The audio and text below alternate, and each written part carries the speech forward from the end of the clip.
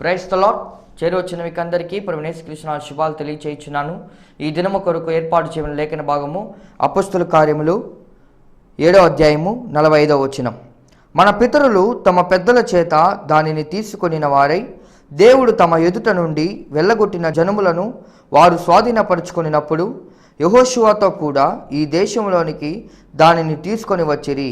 అది దావీదు దినముల వరకు ఉండెను. Praise the Lord. Praise the Lord. Hallelujah. Hallelujah. Good morning. Have a nice day. యేసుక్రీస్తు దివ్యనామములో శాంతి టీవీలో ప్రసారం అవుతున్నటువంటి ఆయన హెచ్చవలసినది కార్యక్రమం యొక్క వీక్షకులైన మీ అందరికీ ప్రత్యేకమైన వందనాలు తెలియజేస్తున్నాను. ఇది యెహోవా ఏర్పాటు చేసిన దినము. ఇందులో మనం ఉత్సహించి సంతోషించాలి. దేవుని స్తోత్రం. మీరు మీ కుటుంబ సభ్యులందరూ ఆరోగ్యంగా ఉన్నారని నేను భావిస్తున్నాను. ఒకవేళ మీరు అనారోగ్యంగా ఉన్న పక్షంలో వెంటనే మీరు మాకు తెలియజేయాల్సిందిగా కోరుతున్నాను. నా 2 నంబర్లు ఉన్నాయి. వాట్సాప్లో నుంచి మీరు కాంటాక్ట్ చేయొచ్చు. వాట్సాప్లో రెగ్యులర్గా నేను టచ్లో ఉంటాను కనుక.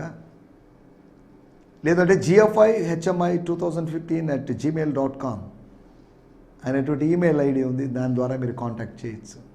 GFI అంటే గిడియోన్ ఫెలోషిప్ ఇంటర్నేషనల్. GFI అనేటువంటి మా సహవాసంలో దానికి నేనే బాధ్యత వహిస్తున్నాను. దానికి నేనే నాయకుడిగా ఉన్నాను. ఇంచుమించు 3 రాష్ట్రాల్లో, తెలంగాణలోను, ఆంధ్రప్రదేశ్లోను, తమిళనాడులోను దీని వర్క్ ఉంది. సేవకులు ఉన్నారు. కాబట్టి ఈ సేవకులను బట్టి నేను ప్రభు నామాన్ని మహింపరుస్తున్నాను. 90 మంది సేవకులు, 92 మంది సేవకులు ఆంధ్రప్రదేశ్లోను, 30 మంది సేవకులు తెలంగాణలోను, తర్వాత ఒక 2 సేవకులు హైదరాబాదులోను, ఒక సేవకుడు చెన్నైలోను. ఇంకా చెన్నైలో కూడా ఎక్కువ మంది సేవకులు కావాలని ప్రార్థిస్తూ ఉన్నాం. నమ్మకస్తులైన సేవకుల కొరకు. ఈ రోజుల్లో సేవ అంటే వ్యాపారం అయిపోయింది. సేవ అంటే జీవనోపాధి కొరకైన మార్గం అయిపోయింది. సేవ ద్వారా ఆర్థిక వనరులు సంపాదించుకుందాం అనేటువంటి ఆలోచన చాలామందికి ఉంది. ఆత్మల సంపాదన అనే ఆలోచన అది ఓల్డ్ ఆలోచన అన్నట్టుగా ఉంది. కానీ సేవ అనేది ఆర్థికపరమైన లబ్ధి పొందడానికి కాదు, ఆత్మ సంబంధమైనటువంటి ఆశీర్వాదాలు పొందడానికి, ఆత్మల సంపాదన కొరకు అనే సంగతిని మనం జ్ఞాపకం చేసుకోవాలి. కాబట్టి ఇండిపెండెంట్గా ఉన్నటువంటి నమ్మకస్తులైన సేవకుల కొరకు మేము ఎదురు చూస్తున్నాం. అటువంటి వారు ఎవరైనా మీ దృష్టిలో ఉంటే తెలియజేయండి. మా సహవాసంతో కలుపుకొని వారితో కలిసి పనిచేయడానికి ప్రయత్నం చేస్తాం. ఆక్రమించుకోవాల్సినటువంటి ఈ దేశాన్ని మనం ఆక్రమించుకోవడం అంటే మనం ఏవో డాక్యుమెంట్స్ పుట్టించేసి నకిలీ రిజిస్ట్రేషన్స్ అవి చేసేసి స్థలాలు కొనేస్తాం, ప్లాట్లు కొనేస్తామని కాదు. స్పిరిచువల్గా రీచ్ కావాల్సిన స్థలాలు, ఆత్మ సంబంధంగా చేరుకోవాల్సిన స్థలాలు బోల్డ్ ఉన్నాయి, ఏరియాలు బోల్డ్ ఉన్నాయి, గ్రామాలు బోల్డ్ ఉన్నాయి, పట్టణాలు బోల్డ్ ఉన్నాయి చెప్పడం నా మాటలేక ఉద్దేశం. యెహోషువ గ్రంథము 13వ అధ్యాయంలో స్వాధీనపరచుకోవాల్సిన భూభాగం ఎక్కువ ఉంది. There is more land to be inherited. Go Joshua, why you people are sleeping. దేవుడు అలా అనలేదు రండి అన్నట్లుగా.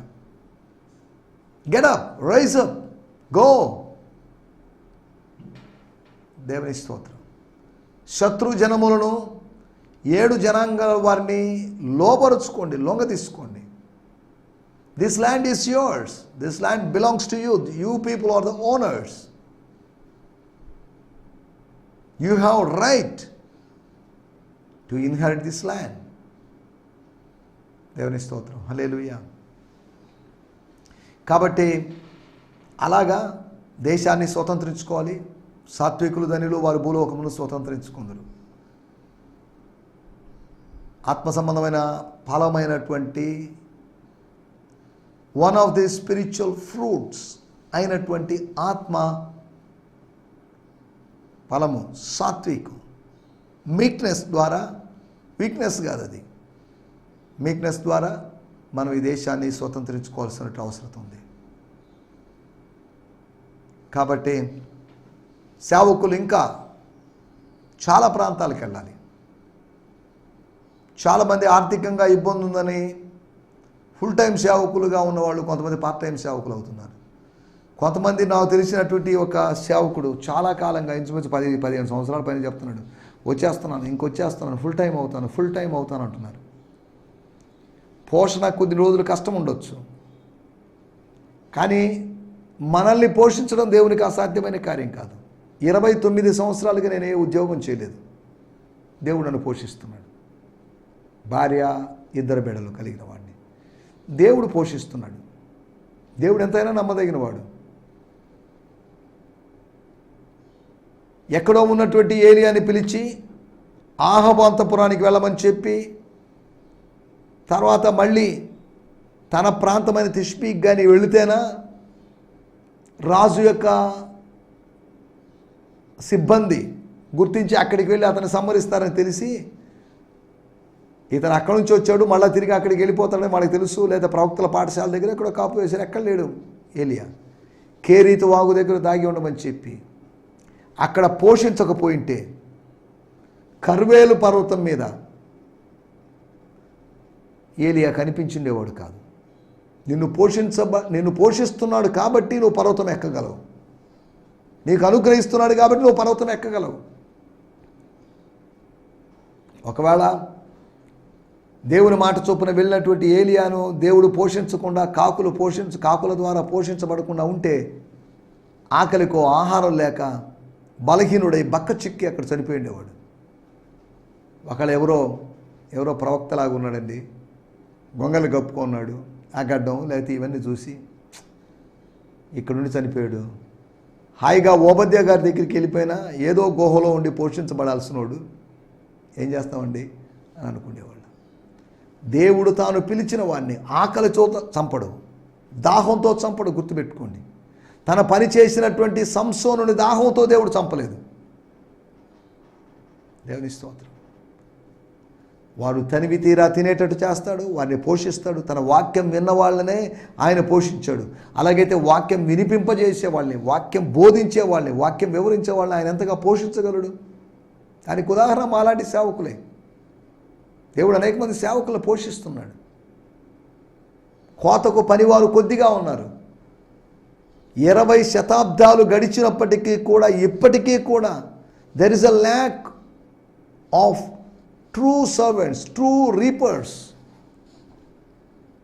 ఒక యథార్థవంతులైనటువంటి కోతకు పనివారు తక్కువ మందిగా ఉన్నారు.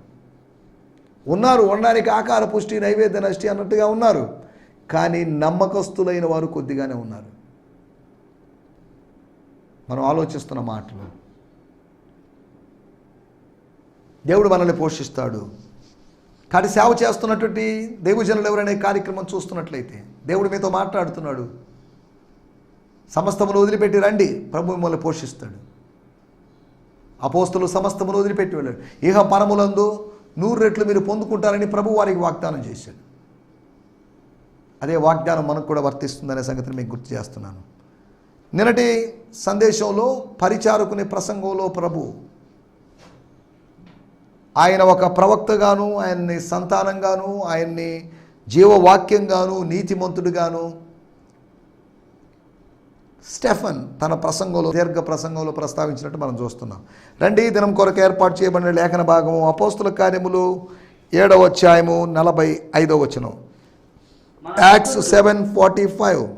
మన పితరులు yes తమ పెద్దల చేత దానిని తీసుకున్న వారై దేవుడు తమ ఎదుట నుండి వెళ్ళగొట్టిన జనములను వారు స్వాధీనపరుచుకున్నప్పుడు యెహోషువతో కూడా ఆ దేశంలోనికి దానిని తీసుకుని వచ్చిరి. అది దావీదు దినముల వరకు ఉండెను. మన పితరులు తమ పెద్దల చేత దానిని తీసుకుని వారై, దానిని అంటే దేనిని? మన పితరులు తమ పెద్దల చేత అనగా నిర్గమకాండము 25వ అధ్యాయంలో ప్రత్యక్ష గుడారం యొక్క నిర్మాణం జరిగింది.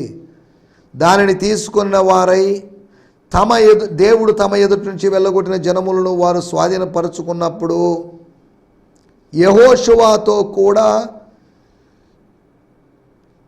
ఈ దేశములోనికి దానిని తీసుకుని వచ్చిరి.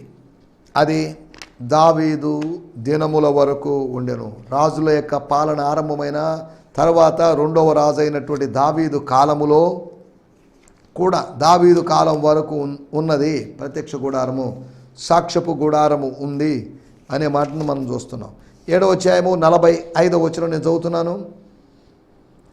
The next generation received possession of it, and under Joshua's leadership, స్తోత్రం, in Aramaic Hebrew the spelling of Joshua and Jesus is the same as Yeshua.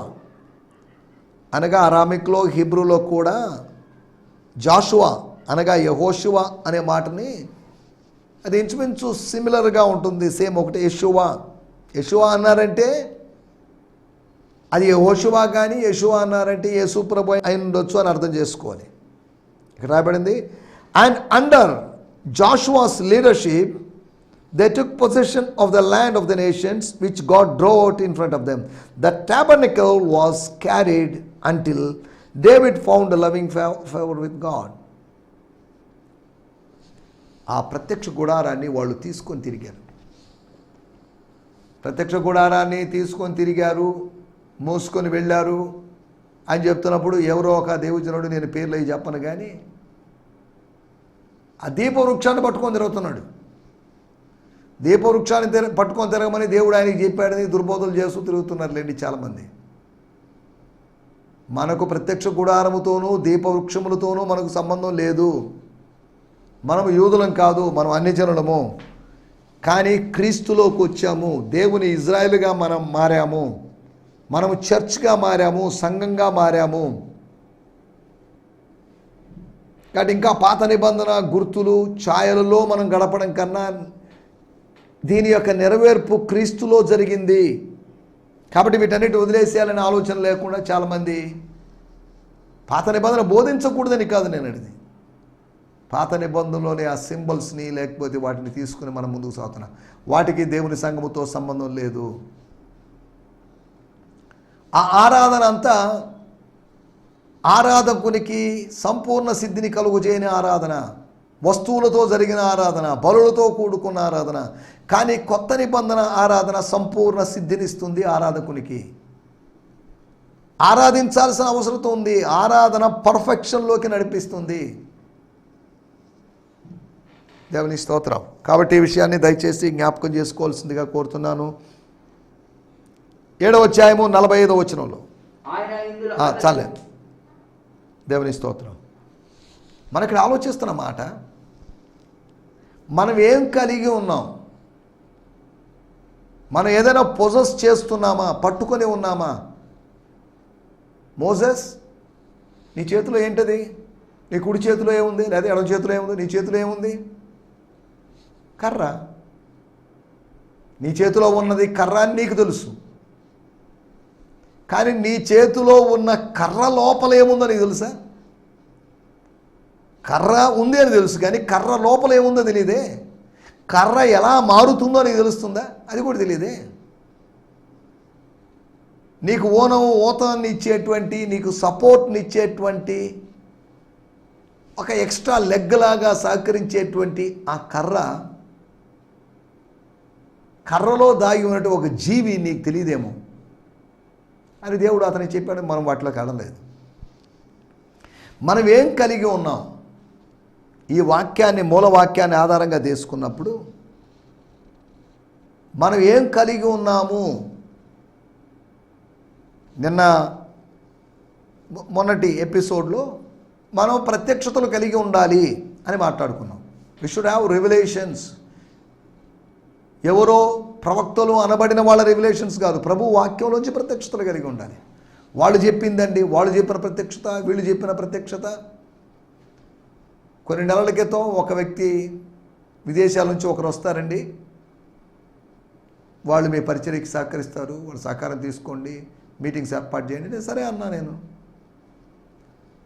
దానికి సంబంధించిన కొన్ని వీడియోలు పెట్టినప్పుడు ఆ వీడియోలో ఒక విదేశీయుడైనటువంటి దేవుజనుడు చెప్తున్నాడు, ప్రవక్త మాట వింటున్నారా? ఓహో రైట్, ఇది ఎవరండి ఆ ప్రవక్త, ఎవరి గురించి చెప్తున్నారు? కాబట్టి మీకు నాకు సంబంధం లేదు, మీకు వందనాలండి, నమస్కారం అండి అని చెప్పాను నేను. చాలా చోట్ల దుర్బోధలు ఉన్నాయి. వాళ్ళ సంఘ స్థాపకులను, వాళ్ళ సంస్థ నాయకులను, వాళ్ళలో వరము కలిగిన వాళ్ళను, ప్రవక్తలను చెప్పుకుంటూ ఇలాగా కల్ట్స్గా మారిపోయినవి. కొరియాలో చాలా కల్ట్స్ ఉన్నాయి, అనగా దుర్బోధలతో కూడుకున్న సహవాసాలు. సరే, వాటన్నిటిలోకి వెళ్ళలేదు. ఎందుకు చెప్తున్నాడు? దేవుని సేవకునిగా టీవీలోకి వచ్చి దేవుని వాక్యం చెప్తున్నప్పుడు మీకు సత్యాన్ని బోధించి మిమ్మల్ని హెచ్చరించాల్సిన బాధ్యత నాకుంది. సెల్ఫ్ క్లైమ్డ్ ప్రాఫిట్స్ బోల్డ్ మంది ఉన్నారు. దేవుడు ఏర్పాటు చేసుకోలేదు, వాళ్ళే ప్రవక్తలని అపోస్తులని చెప్పుకుంటున్న వాళ్ళు ఉన్నారు. వీళ్ళ ద్వారా సంఘములో గలిబిలి జరుగుతుంది. దేవుని సంఘం వర్ధిల్లడం లేదు, దేవుని సంఘం పక్కదారి పడుతుంది. వారు స్వాస్థ్యాన్ని స్వతంత్రించుకోలేని విధంగా ఆనాటి మోషే ఇశ్రాయేలు ప్రజలను స్వాస్థ్యంలో నడిపించాడు. ఈనాటి మోషేలు ఎవరు? చాలామంది స్వాస్థ్యానికి దూరంగా తీసుకొని పోతున్నారు, నకిలీ స్వాస్థ్యాల్లోకి తీసుకొని పోయేటట్టుగా ఉన్నారు. మొట్టమొదటి విషయాన్ని నేను మీకు జ్ఞాపకం చేస్తాను. మనం ఏం కలిగి ఉండాలి, లేదా ప్రజలు ఏం కలిగి ఉన్నారు అనే దాని గురించి ఆలోచించడానికి. అపోస్తుల కార్యములు 7వ అధ్యాయము 5వ వచనం. ఆయన ఇందులో అతనికి పాదము పట్టనంత భూమినైనను Yes. స్వాస్యముగా ఇయ్యక అతని కుమారుడు లేనప్పుడు అతనికి అతని తరువాత అతని సంతానమునకును దీనిని స్వాధీనపడుతునని అతనికి వాగ్దానం చేసెను. గమనించండి, స్వాస్థ్యము ఇయ్యలేదు, స్వాస్థ్యము లేదు. 2 కుమారుడు లేడు, కానీ ఉన్నది ఏంటంటే వాగ్దానం ఉన్నది. వాగ్దానము చేసెను. దేవుని స్తోత్రం. He has no inheritance. He had no son, no seed.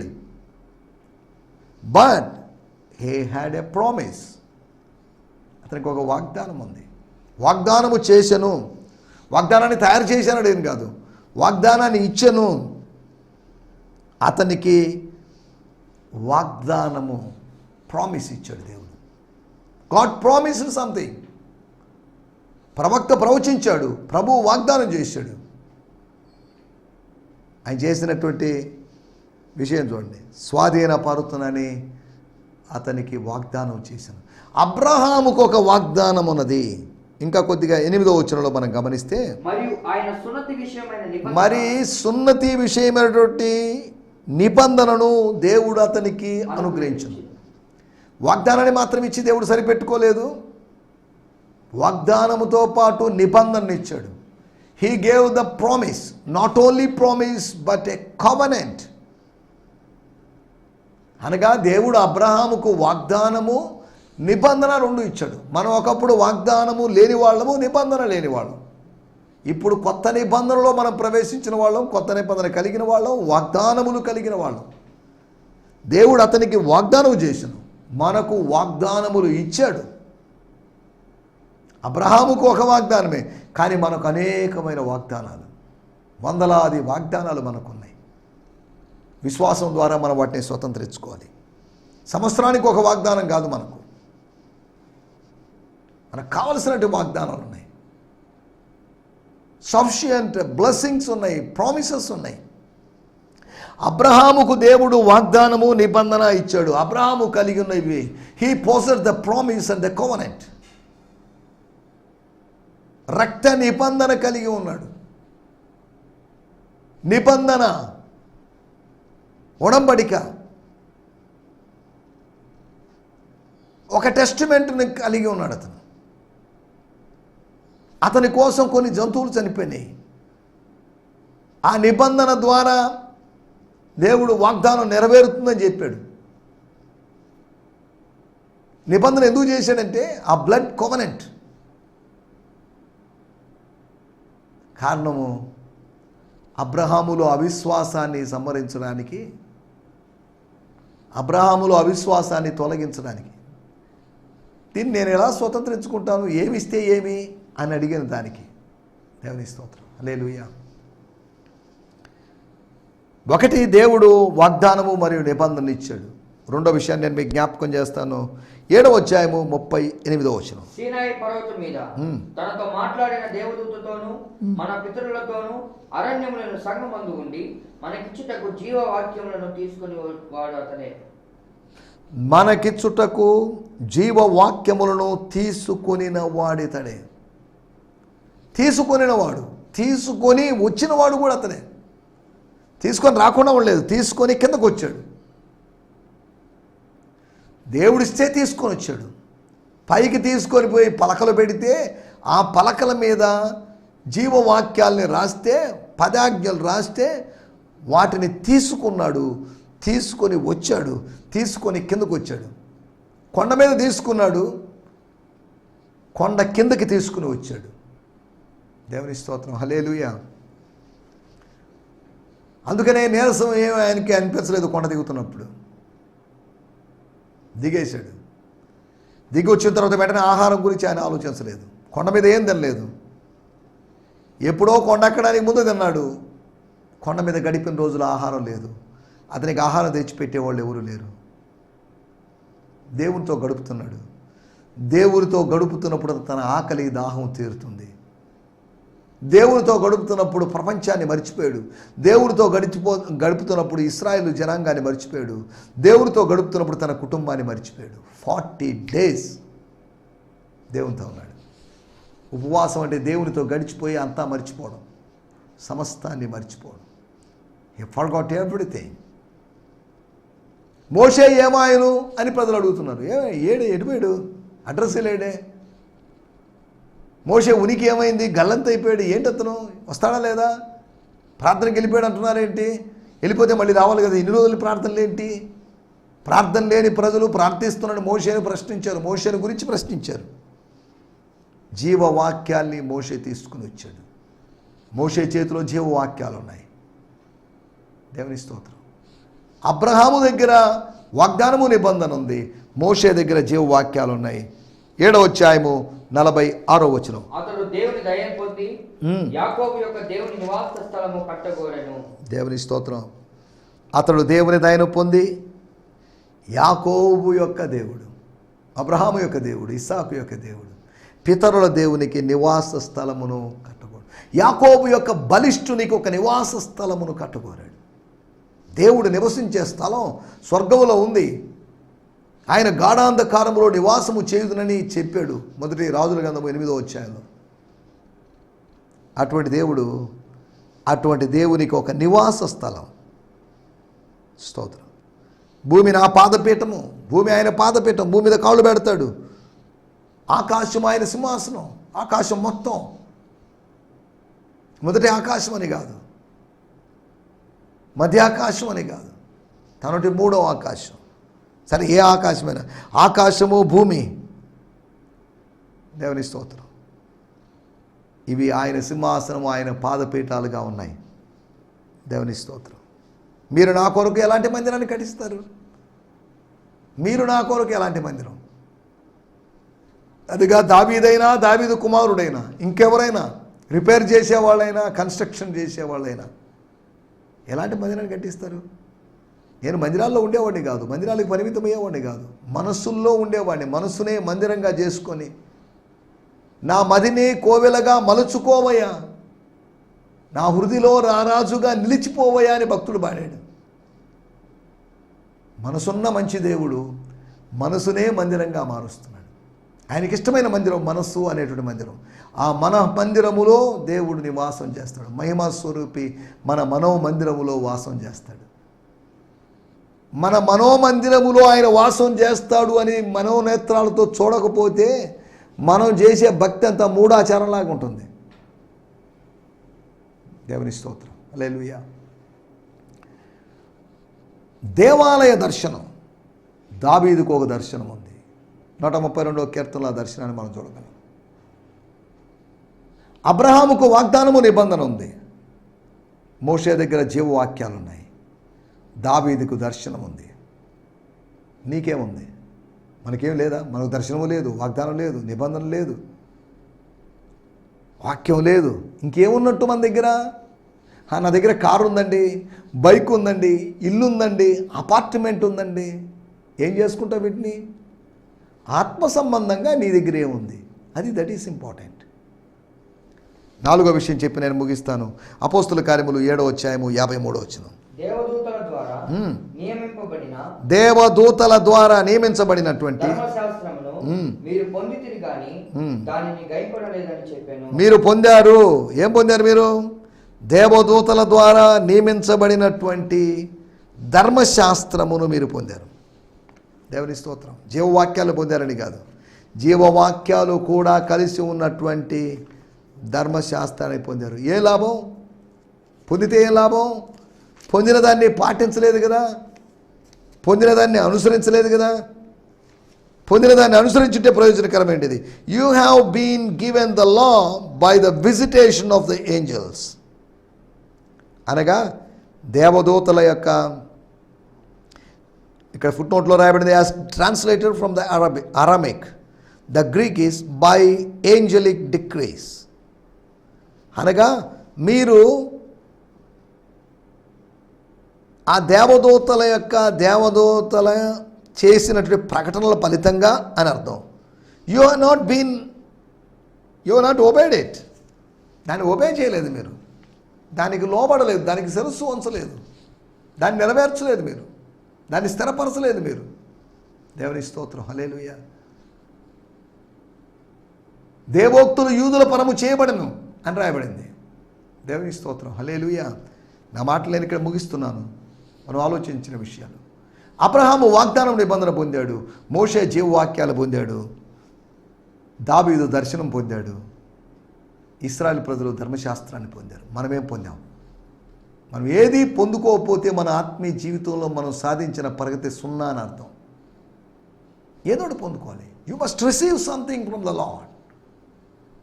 యెహోవా యొద్ద ఒక వరమును అడిగాను, దాని కొరకు వెతుకుతున్నాను నేను. దేవుని దగ్గర నుంచి ఏదైనా పొందుకుందాం. దేవుని దగ్గర నుంచి పొందుకునేటువంటి అనుభవం అద్భుతం. కాబట్టి అలా పొందుకుంటూ ముందుకు సాగాలి. వాగ్దానమైన, నిబంధనైన, వాక్యములైన, దర్శనమైన, ధర్మశాస్త్రమైన, దేవుని మాటలైన పొందుకొని ముందుకు సాగడానికి, ఆత్మ సంబంధమైన వాటిని పొందుకొని ముందుకు సాగడానికి ప్రభు మనకు సహాయం చేయనుగాక. ఆమేన్. హల్లెలూయా, హల్లెలూయా. మీ అందరికీ వందనాలండి. ఈ సందేశము మీకు ఆశీర్వాదకరంగా ఉందని నమ్ముచున్నాము. ప్రార్థనా అవసరతల కొరకు మమ్మల్ని సంప్రదించవలసిన మా చిరునామా గిద్యోన్ మిషన్ చర్చ్, 6వ వీధి, శాంతినగర్, నెల్లూరు 4, ఆంధ్రప్రదేశ్. పిన్ 524004. మా ఫోన్ నంబర్లు 7036443613 మరి ఒక నంబర్ 9392293010. మా ఈమెయిల్ ఐడి gfihmi2015@gmail.com. దేవుడు మిమ్మును ఆశీర్వదించునుగాక. ఆమేన్.